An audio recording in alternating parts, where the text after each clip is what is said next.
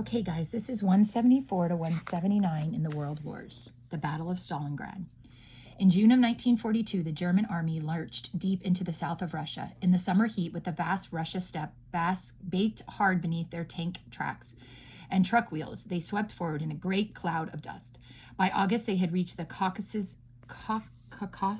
I'm not sure how to pronounce that, mountains, and the suburbs of Stalingrad. Defended by a ragged force only half their size, the Germans were convinced the city would fall in little more than a day. Okay, so the German armies in Russia, previously known as Tsaritsyn, Stalingrad had been renamed after the Soviet leader because he had defended it in the Russian Civil War. It was a major transport hub with important factories and steelworks and a population of 500,000 spread out 20 miles along the banks of the Volga. Leading the German attack was General Friedrich von Paulus, commander of the 200,000 men and 500 tanks of the 6th Army and 4th Panzer Army. Facing him was General Vasily Chuikov, commander of the 500,000-strong Soviet 62nd Army. On August 23, tanks and infantry began their first probing attacks on the outskirts of Stalingrad, while 600 Luftwaffe bombers, man, these are hard words, attacked the city. Only over 40,000 civilians were killed on that first day. And this is in sharp winter sunshine. Soviet troops advanced through the ruins of Stalingrad. So here's Stalingrad in September of 1942, showing some of the key places in the battle. The red area is occupied by the Germans. By late September, the city was nearly in German hands, but the fighting was extremely brutal, and the Russians showed no signs of giving up. Most of Stalingrad had been reduced to rubble, but it created perfect cover for the defenders.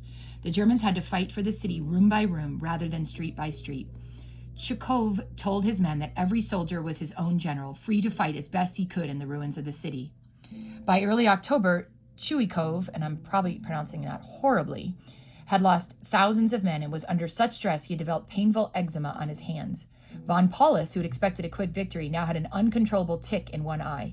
He launched a final all-out assault on the tangled remains of factories and steelworks in the industrial area of the city. But the Russians had been strengthened by reinforcements and were prepared, and the assault failed. By now, the German 6th Army was exhausted. Winter was fast approaching, and the troops were ill-equipped for cold weather fighting. Outside the city, 1 million Soviet troops with strong artillery, tank, and aircraft support prepared to counterattack. The ground where they decided to strike was well chosen. It was held by soldiers of Germany's allies, Italy, Romania, and Hungary. Unlike the well-trained, battle-hardened German troops, these men had no desire to be in Russia at all. Once, when a whole battalion of Italians had surrendered without firing a shot, a Soviet interpreter asked why they hadn't fought. "We did not fire back because we thought it would be a mistake," replied a sergeant. The Soviet counterattack came from both the north and the south of Stalingrad, cutting through with ease the Italian and Romanian armies who were defending territory outside the city. In less than a week, the Soviet armies met up in the village of Savitsky. Von Paulus and 250,000 German, Romanian, and Croatian soldiers were hopelessly surrounded. Von Paulus immediately sent a message to Hitler asking for permission to get out of Stalingrad before his army was destroyed. He could not have been franker. "Army heading for disaster. It is essential to withdraw all our divisions." But while Hitler and his generals discussed von Paulus's predicament, they were joined by the vain and bombastic head of the Luftwaffe, Hermann Göring. He convinced Hitler that the vast quantities of fuel, food, and ammunition needed by the German 6th Army could be supplied by air to 2 airfields just outside the city. Von Paulus was to hold fast, and so began the agonizing disintegration of his exhausted army. Göring's plan was a disaster. He didn't have enough planes to carry the supplies, and what planes he had were being reduced in number every day by Soviet fighters. Freezing fog often prevented flying, and even on the best days, only half the supplies needed arrived at the 2 airfields. Thousands of badly wounded men awaiting a flight back to Germany froze to death in flimsy tents alongside the runways. Hitler ordered one of his best generals, Field Marshal Erich von Manstein, to break through the Soviet forces to open up a corridor to supply the 6th Army. His forces attacked from the south on December 12, 1942. While the attack was diverting the Russian army, von Paulus again asked Hitler for permission to break out. He was refused. By December 23, it was clear that Manstein had failed. The Soviet forces now surrounding Stalingrad were too strong. Von Paulus's army was doomed. On Christmas Day alone, nearly 1,300 men died from frostbite, starvation, and disease. The Soviet forces sensed victory and harried them mercilessly. In January, the Soviets offered generous surrender terms. Von Paulus's men were roaming the streets, desperately searching for food and warmth. He also had 20,000 wounded soldiers in need of attention.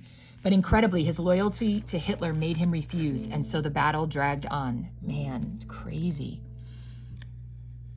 To the battle lost. Okay, so with the battle almost over, Hitler promoted von Paulus to the rank of field marshal. No German field marshal had ever been captured, so this was a strong hint that von Paulus should commit suicide.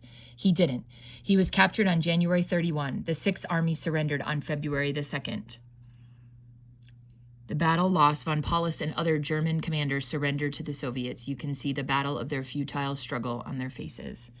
As an unaccustomed silence fell over the city, Russian soldiers began to fire. Captured German signal flares into the air, and bright reds and greens lit up the smoking ruins of the city. Stalingrad lay in ruins. 41,000 homes, 300 factories, 113 schools and hospitals. 99% of its buildings had been destroyed. But a great Russian victory had been won. The German defeat at Stalingrad would later be seen as the greatest turning point of the war. Oh my goodness, the whole thing is sideways again. Oh well, y'all. Oh well.